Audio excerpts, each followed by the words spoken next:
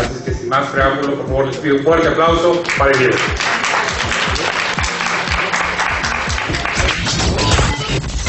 Este es un video podcast de manipulados.com.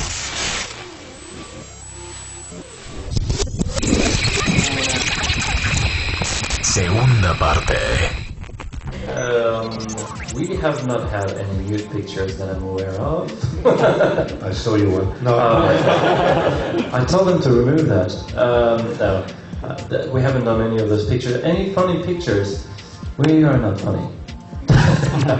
There's nothing that I remember that we've gone really crazy or anything like that. Although we did like a Christmas shooting for a magazine when we had, how do you say yellow? You know all those Christmas things you put on the trees, all the decoration. And that was quite ridiculous. La verdad, dice Sebastián, nunca nos han ofrecido hacer nada, ni creo que haya por ahí rotando ninguna fotos de nosotros encuerados.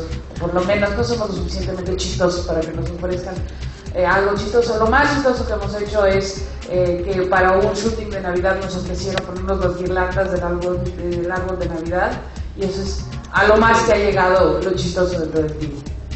I actually like at the minute some of the music. What's Kings of Leon? I like the Kings of Leon, and I don't know, King, Coldplay is one of my favorite bands, and Tito Puente. That's what I listen to. Any kind of music, you know, that brings an influence, and as you said, that really helps to sing in vivo.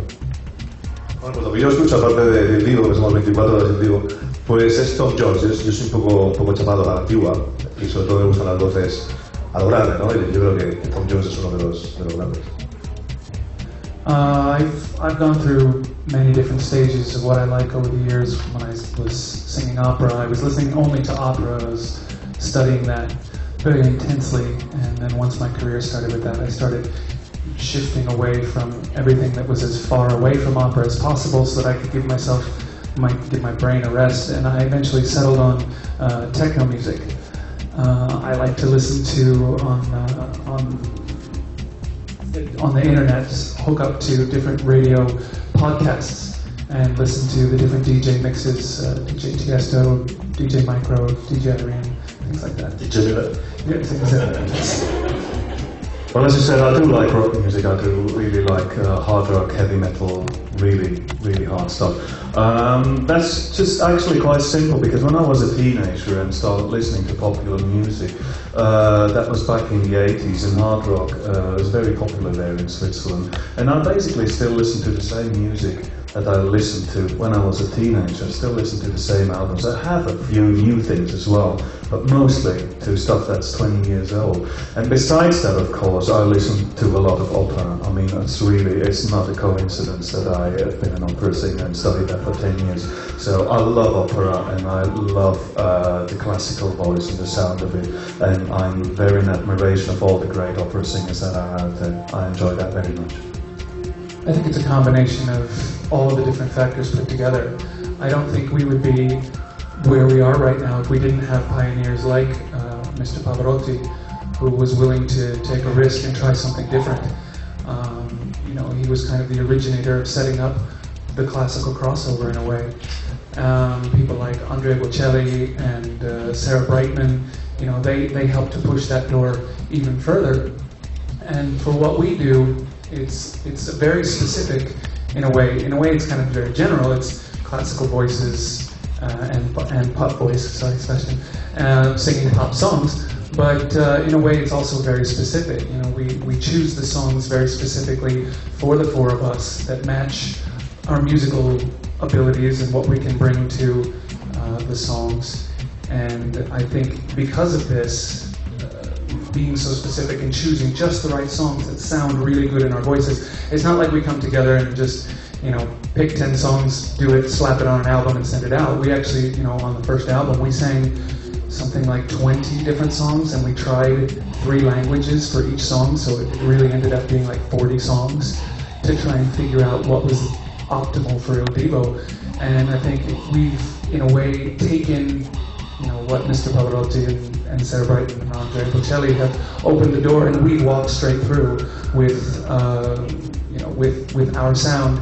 And I think we've widened the gates, as the question before of imitators. People who are trying to find their way in this world where all the music seems to be coming together.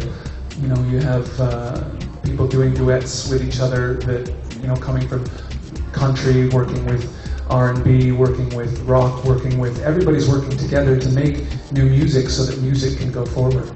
Yes, actually we do, even though I'm a bit more involved than the other guys, because that was more like a hurtful story. I met somebody who's actually a doctor, who's been working with an organization who's not that big, actually was quite small, and who needed some help, because the Red Cross and all those organizations are really beautiful, but they're really big, they don't need much help. So I felt like I wanted to be involved in something that needs to grow. And DIVO has actually helped over the years. We've collected lots of monies in order to help kids in Nepal and in India. Actually, it's called emtm.org, and it's a beautiful organization. And it's really nice to see all those pictures of the toys we're collecting on tours that we keep for ourselves. And then we actually distribute that to MTM, or they've been sent when we don't carry them around to, like in Japan, we give some of the toys to other kids that need to have things. It's not necessarily MTM, but yeah, DIVO is very much, I think, involved, and I feel very concerned of that, being parents is more that as much as we can help, it's very easy to do that. Right?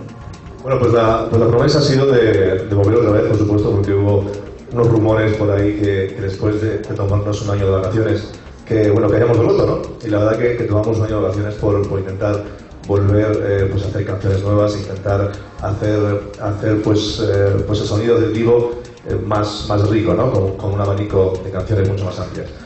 Y con diferencias del público mexicano, la verdad que para mí como español pues es un placer, ¿no? La verdad que el calor que tenéis aquí pues es fantástico, en comparación por supuesto con Noruega, con la gente que hace mucho frío. pero la verdad es que sí, estamos muy contentos pues de estar en México, de estar pues en todos los sitios de habla latina, ¿no? Porque es un placer estar. Este es un video podcast de manipulados.com.